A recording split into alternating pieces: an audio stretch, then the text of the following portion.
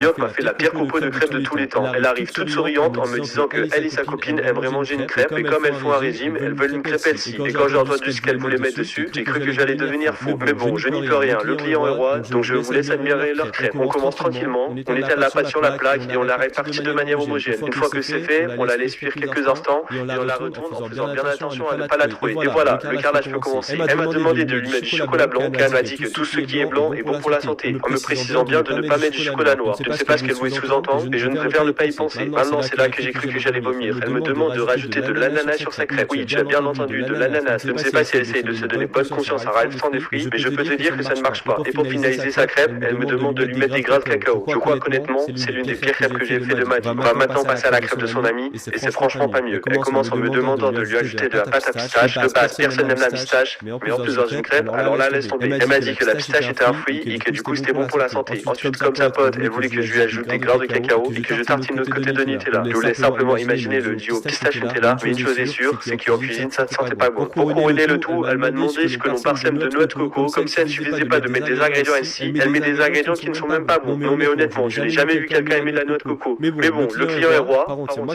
je suis le maître pour les prix, donc j'ai décidé de leur facturer 37 € chacun pour leur crêpes et de les bannir de ma boutique sur 5 générations.